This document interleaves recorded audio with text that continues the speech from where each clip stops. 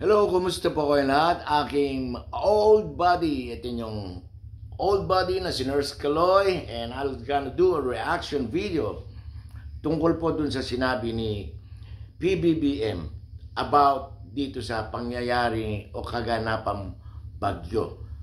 Pag-usapan po natin yung nakaraang bagyo si Christine na maraming namatay, maraming na pinsala. At isang halimbawa ko po ay yung pangyayari sa Bicol.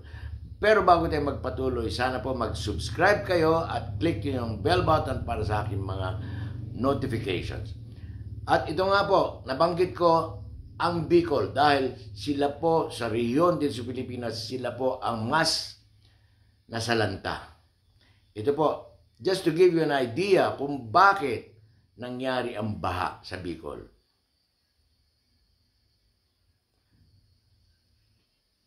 Ito po, noong 2023, yan po ang total budget ng flood control system na nakapondo para sa Bicol noong 2023 that cost about 29 billion pesos. Ang ipinondo para sa kanilang Bicol region under DPWH flood control budget. Ngayon po, sumunod po nitong taon, ito po ang budget. Makikita nyo po kung gaano karami ang budget for 2024 flood control system. Tumaas po from 29 billion naging 31 billion pesos. Atin pong i-analyze bakit kung kailan tumaas yung budget bilyon-bilyon ay mas lalong naging grabe ang pagbaha sa Bicol region. Okay? But before I proceed, papakita ko kung magkano ang total budget ng Pilipinas para sa project nito, management program. 244.6 billion ang nakalaan na budget ng DPWH para sa 2024 flood control system. Okay, mabalik po tayo dun sa sinabi ni PBBM ng kanyang SONA na meron silang ginawa na 5,500 flood control system. In particular dyan sa Bicol, gumastos ho sila 31 billion noong 2024. Pero ano nangyari?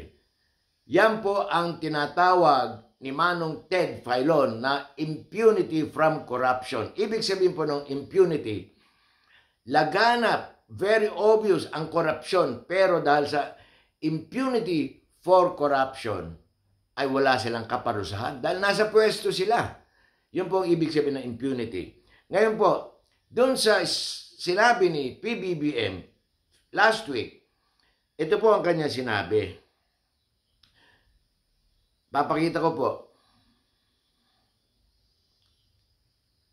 Ang sinabi niya po dyan, dahil sa dami raw ng bagyo na nagdaan dito sa Pilipinas, naubos na raw yung Quick Response Fund na pondo para sa pagtulong sa mga nasasalantang ating mga kababayan. At sinasabi niya dyan na mag-iipon na daw uli sila para mapondohan ang QRF para sa ating pangangailangan. Ang tanong ko dyan, saan napunta yung pondong bilyon-bilyon? Nasa Nobyembre pa lang tayo. Tandaan nyo mga kaibigan, si Nika bukas pa lang aalis. Tapos papasok na si Ophel. Kawawa ang mga nasa Norte, Cagayan Valley.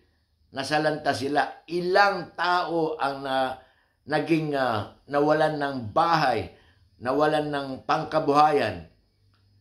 Di ba nakakatakot? Yan sinasabi ni PBBM na nawalan na ng pondo ang Quick Response Fund. Nitong nakarambagyo, ilang bilyones ang nagastos sila magmula ng 2023, 2024. Pero walang nangyari. Ang I would say, hindi comparable ang example ni BBM, sinabi niya sa kanyang speech nung last week, ang kalamidad daw kasi ay dulot ng kalikasan. Climate change kung tawagin. At hinalimbawa niya ang Spain, Japan at ang Amerika. Totoo yan. Totoo yan. Lahat po sila naapektuhan ng baha, pag-ulan at pagbaha. Pero alam niyo ba, napakalaking pagkakaiba sa Japan, sa Spain, sa Amerika, kasi I live dun sa Amerika for how many years? Naranasan ko yung Katrina noon. Ang baha sa mga bansang nabanggit ay it lasts only about days, few days.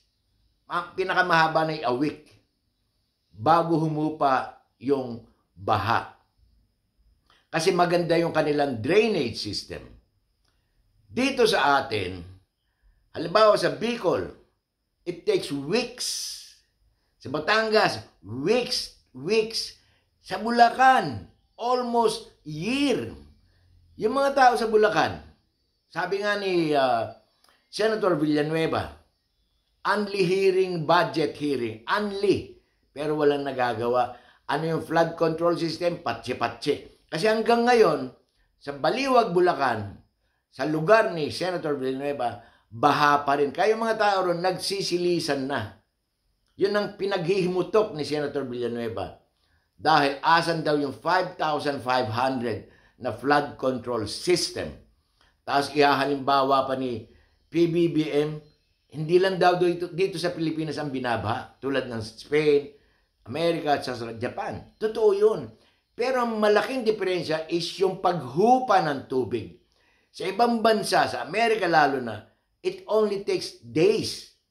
Wala na yung baha. Kasi ang drainage system na, flood control system na, is high-tech. Sa atin, gumagastos tayo ng bilyon-bilyon, pero ganun pa rin ang resulta. Kaya nga, sabi ni PBBM, mag-iipon uli ng pondo para sa QRF. Alam nyo ba kung saan kukunin yan? Saan kukunin yung pondo? Maliban sa mangungutang ulit. Tandaan nyo, yung PhilHealth na 89.9 billion pesos ay ibinalik ni Mr. Recto sa National Treasury. So, ang gagawin ng gobyerno niya, ilalagay sa unprogrammed funds. Ngayon, malamang sa malamang, kukunin nila yung 60 billion na naisoli sa gobyerno para gamitin nila pondo sa QRF para matulungan ang ating mga kababayan. Pero, tandaan nyo, para saan ba yung PhilHealth? Ano ba yung nagdo-donate dyan? Ang PhilHealth po ay para sa mga kalusugan, health care ng mga taong Pilipino. PhilHealth po yan. Dapat hindi gagalawin yan, hindi po pondo sa ibang pangangailangan ng mga tao. Ang sakuna, dapat meron silang tinatawag na sariling pondo po nila yan. Kaya nga yung Quick Response Fund na dapat ay hanggang ngayon dapat ay puno pa yung pondo, hindi yung sasabihin ni PBBM na ubos na. Yun po ang nakakatakot. Paano na lang nito? Ito si Nika, si Ophel, ang susunod po niya si Pepito. Baka hanggang Disyembre nitong taon ang Pilipinas, ang bagong Pilipinas ay magiging lubog sa baha. Yan po ating gustong ipamahagi sa inyo para isipin nyo itong gobyernong ito kung nagagamit ba nila ang pondo ng gobyerno, pera ng mga tao, or dahil meron tinatawag ng impunity for corruption na wala silang kaparusahan dahil nasa pwesto sila. Yun lang po, maraming salamat. Good night at salamat sa inyong subscribe at pakishare na rin po ang ating video. Good night po.